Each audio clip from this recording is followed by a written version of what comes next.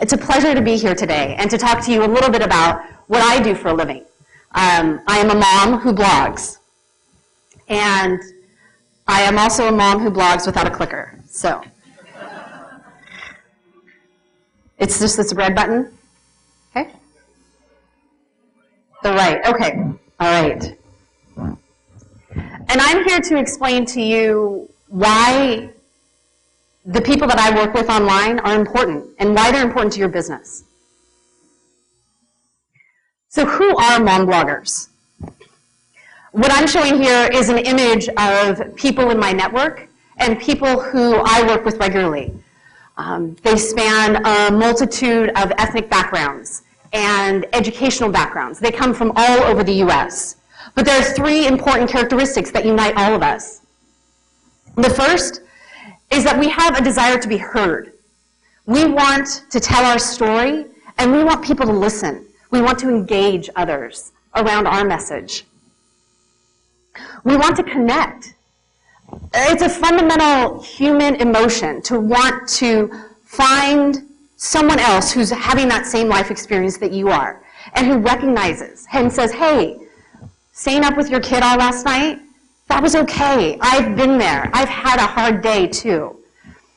And finally, what you might not be seeing on this slide is that mom bloggers didn't start out blogging. Mostly, they are women with professional backgrounds. They're lawyers. They're teachers. They were consultants long before they stepped away from the workforce. These are women with business skills and with a need to utilize them. So why do these women matter to you as a business person? Well, from a sheer numbers perspective, they matter. There are 79 million women in the US who are online today. And of those women, 53% participate in social media 2 to 3 times a week. And when I say social media, they're on Facebook, they're on Twitter, they're blogging. Again, they're telling their story. They're participating in a host of different networks. And they're online all the time. We get up in the morning, we check email. But these women, they check their Facebook account. They posted about, gosh, my baby didn't eat this morning. What's going on with this formula? What's happening with my kid and their art project? Of the women who are blogging, they're also talking about your product and your brand. A moment ago, I talked about formula. If something works for a woman, you will know. She will tell you. If something doesn't work, you will know. She will tell you. What's important to keep in mind is that these women are talking about your brand. They're having real-time conversations. And you need to know what they're saying.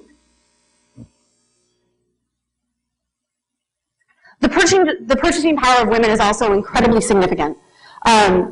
Currently, I think women are estimated to be responsible for $2.1 trillion of US consumer spending. What's more, they are influencing household purchasing, not only consumer goods in terms of your toilet paper or your paper towels. They're influencing what kind of car their family is driving, what kind of appliance they're using, what kind of laptop is their family buying. They have an incredible purchasing power. And more than that, we're going over the concept of having a branded conversation. They're recommending products to one another. They're doing this on the playground, they're doing this online, they're doing this in their Mommy and Me group. They're talking about what works, be it a baby carrier or a stroller. And when we hear that message as women, when we get that kind of recommendation, we are exponentially more likely to go out and buy that product than we would compared to if we were just to watch an advertisement online or in a magazine or on television. So my message to you today is to consider mom bloggers for your marketing program. Your product plus the power of a mom blogger is a viable marketing channel for you. In addition to what you're doing in print media and maybe on television or on the radio, it's a space that you want to be a part of.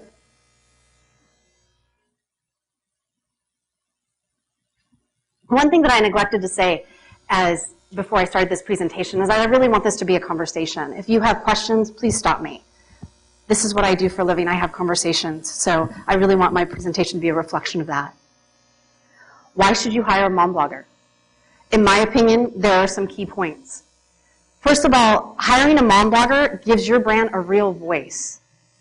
It's not a faceless employee of yours who is tweeting from behind a brand image. This is a woman who is having an experience, who is telling her story. And she's doing it in real time. It's not something that, wow, you're having a sale and you suddenly want me to know about it. A woman will get online and she will say, I went to IKEA today and I saved X number of dollars and this is what I bought. And here's a picture of it. And here I am on YouTube interacting with the product. And here I am on my blog writing about it. What's more, it inspires consumer trust. Again, getting back to that idea of if I hear about a product that maybe a friend of mine or even an online acquaintance is recommending, I'm much more likely to go out and buy that product. Hiring a mom blogger allows you to convey your brand message to an interactive audience. You've heard about the idea of placing personality over page views. You may not be working with Reed Drummond of Pioneer Woman or even Deuce, but you are working with women who have a captive audience, who are listening to what they have to say. And it goes beyond just their friends and family. It goes beyond people that they may know within their personal circle. It's that kind of that exponential effect that Justin spoke about a moment ago. And finally, working with mom bloggers promotes feedback about your product in real time. There are a number of ways that you can utilize mom bloggers to promote your brand. And I'm going to go through a fair number of them today. And this will actually be kind of the focal point of my presentation. You can hire a mom blogger to write a sponsored post for you. There are guidelines, regulatory guidelines around this now. You are not paying for a positive review. You are paying for a real review. You are paying for someone to write their opinion about your product. But you can partner with women and you can have them convey their experience, maybe even utilizing some of your brand messaging within that post and still make it authentic. And that's really the power of moms within social media, is this idea of an authentic connection. You can also use moms to host what's known as Twitter parties. Essentially, these are an hour that people will dedicate online to come together and have a live chat about your brand. In the community that Megan talked about a moment ago that I run, we'll schedule time, say 7 p.m. Eastern Standard Time, because we're trying to cover all the time zones. And we'll work with a company like Crayola. And while we may not be talking about Crayola's back-to-school products specifically, we're talking about art, or we're talking about how to create time in your day to spend with your kids and get them off the television. But we're doing that in the context of having representatives from Crayola involved in that conversation. And in doing so, we're integrating that product information in an organic way, rather than just saying, you know what, here's Crayola's coupon. Go out, spend your money. And I think that message goes extremely farther than handing out just your giveaway or your coupon. Other ways that you can engage mom bloggers, through contests and giveaways. This is something that happens fairly frequently within the mom blog community. You can stage a contest that says, for everyone who leaves a comment on this post today, I will give you $100 worth of my clothing. If you want more chances to win, you can fan me on Facebook. You can follow me on Twitter. And again, what you're doing is you're getting your messaging out, and you're getting people to recognize your brand, to recognize your logo. You can stage what's known as interactive campaigns.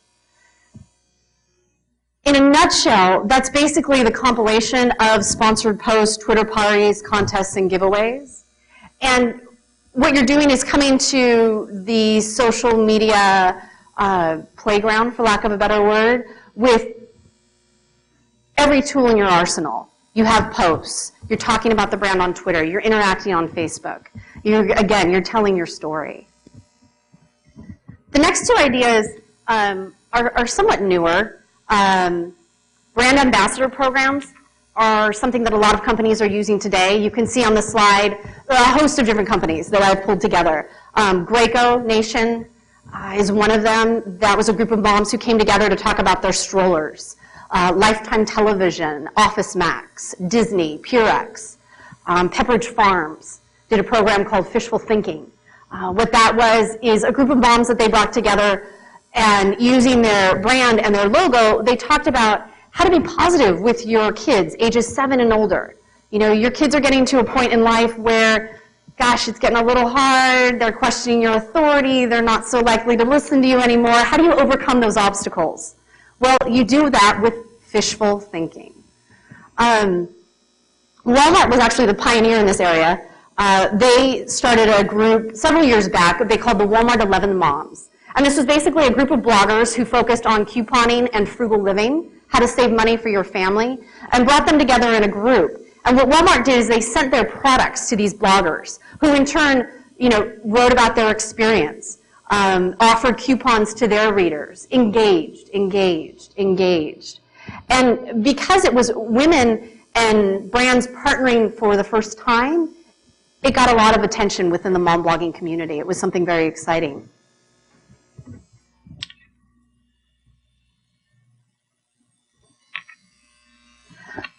The last point about how to engage a mom blogger is through the idea of a nomination and award.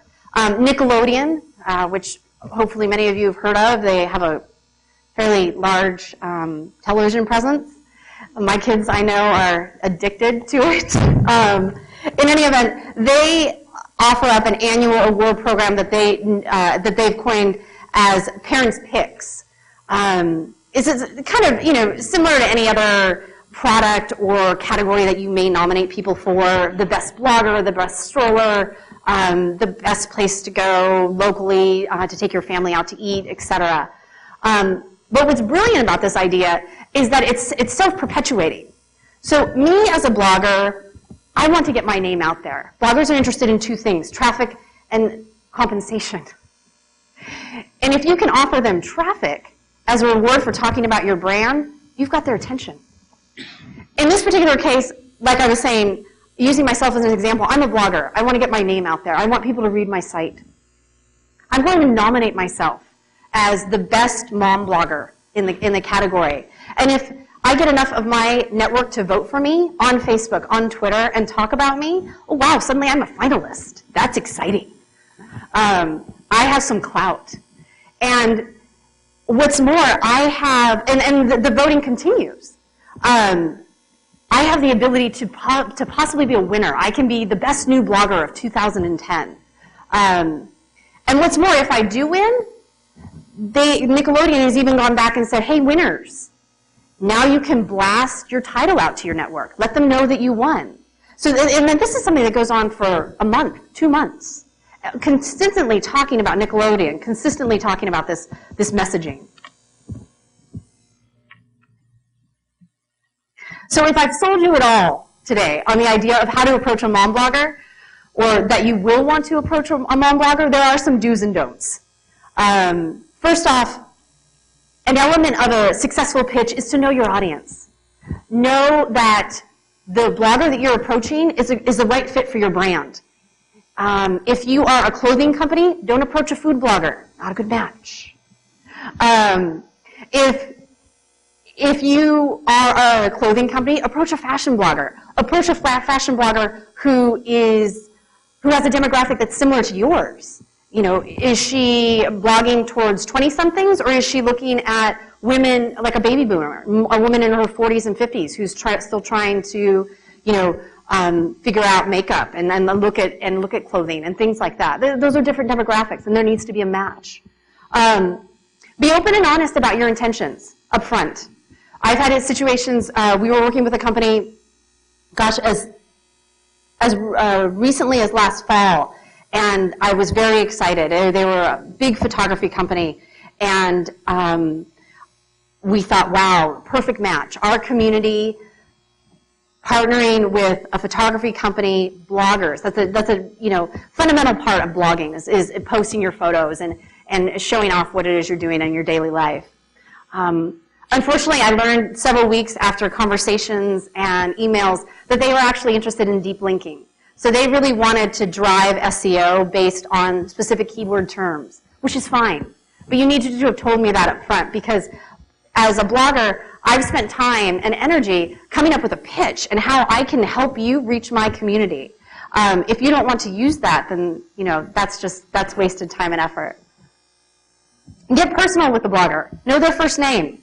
Know that they have a new baby or adolescent children. Know the name of their blog. Little things like that go a long way to getting this person to continue to want to work with you. Offer something to the blogger in exchange for their work. You pay your employees. Why not pay your blogger? This person is going to be on the front lines talking about your brand daily. Make it worth their while. And I'm not saying they're even a consultant or a contract employee, but ensure that what they're saying is going to be in the best light, and not because they're disgruntled or they feel like you don't value their worth. You can offer several things to a blogger in terms of obviously cash, an ad buy, offer to buy an ad, a graphic in their sidebar. Perhaps give them a sample product. Give them the latest lunchbox that you're pushing, and let their children use it. Another idea is to give them tickets to an event. Give them something local in their area that they can bring their family to. Finally, be open to suggestions. No one knows how to reach a mom blogger's audience better than that person. She knows who your consumers are because she's one of them. And so listen to her. She may not be have all the best ideas, but she does come to the table with some. And maybe through that conversation, you can find that middle ground and figure out how best to execute your social media campaign.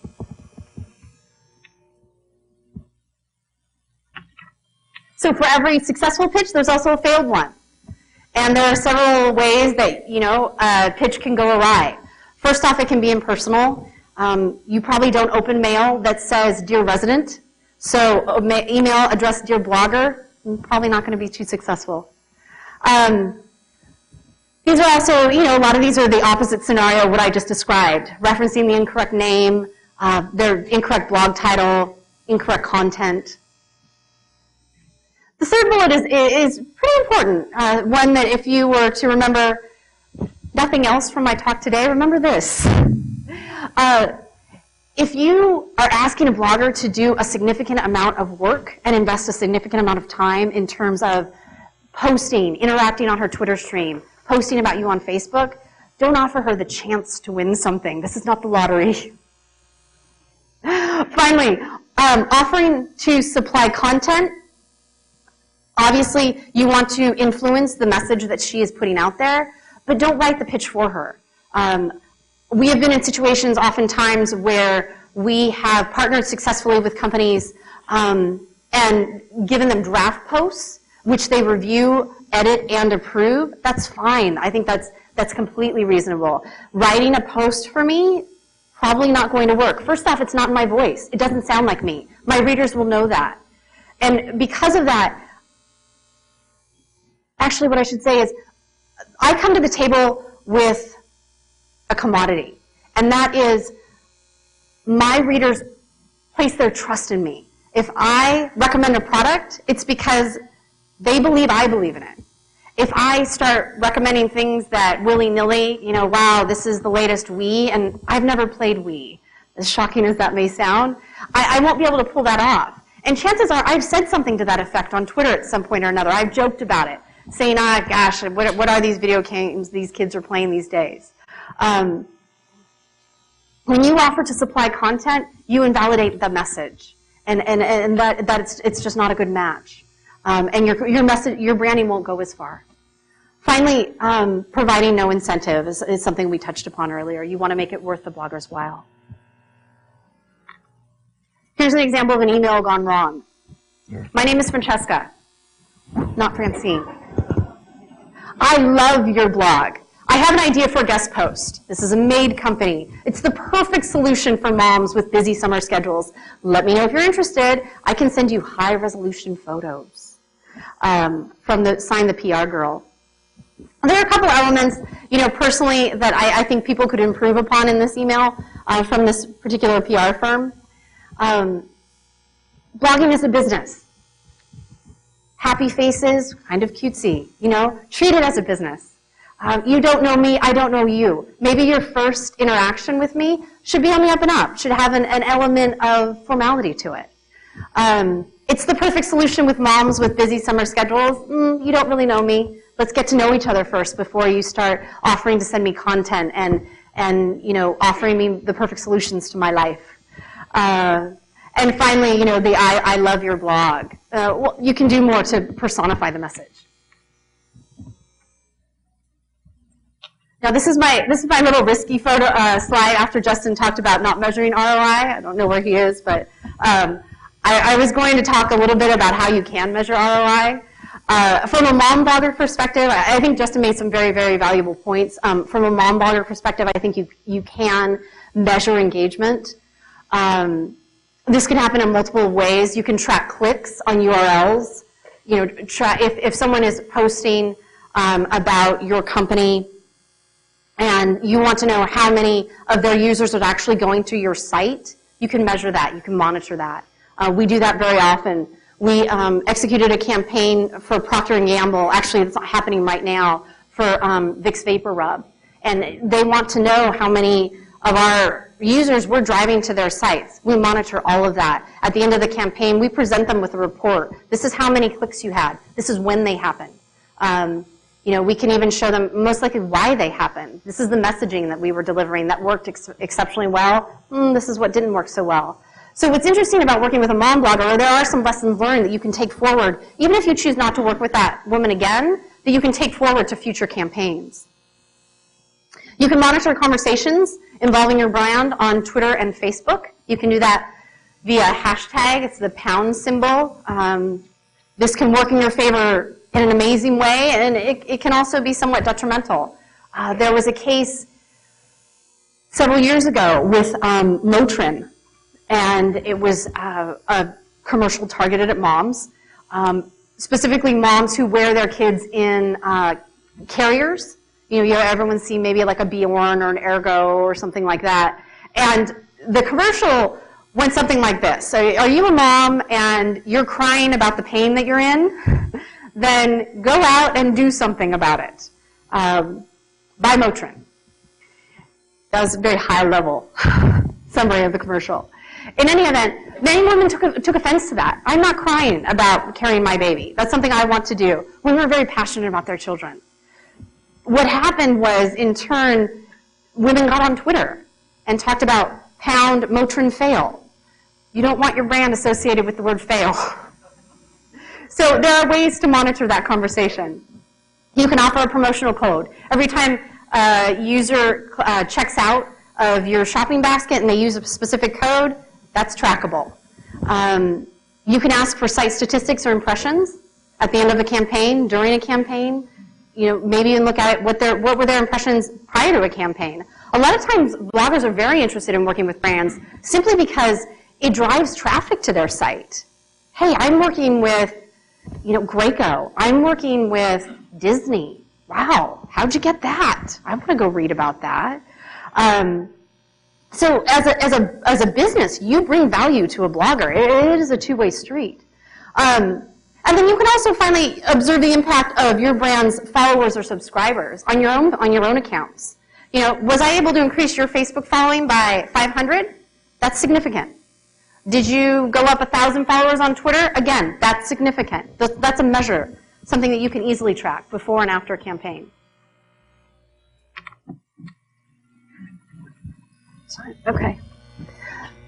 The next part of my presentation, we're going to be talking about a few case studies. Who are bloggers that are actually doing this, and who are these companies who are getting involved? This is actually a mom blogger who is out of the San Francisco Bay Area. Her name is Maggie. She writes for a site called Mighty Girl. She's been around a long time. She's not necessarily a Ree Drummond, a pioneer woman, or a Deuce, but she is well known within our community. Maggie came up with an idea for a post. She called it 100 Things That I Want to Do Before I Go. It was her bucket list. It ranged from I want to try a new food to I want to go to the Black and White Ball in San Francisco to I want to go to Dubai. Because she published it on her blog, she called it her Mighty Life List. What's interesting about this case is that as Maggie's message was shared within the blogging community, companies took note. Companies like Intel and Verizon actually took items off of Maggie's life list and sponsored her. They sponsored her to go to, I think one of her items was Greece. I haven't had that experience yet. I hope to someday.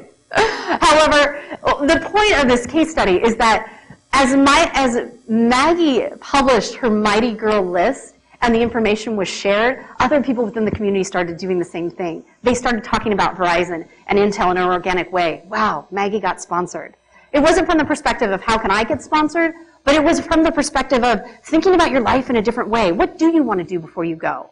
What's on your to-do list? Are you realizing your full potential? That's a powerful message. And it gets back to the concept of storytelling and what mom bloggers do for a living.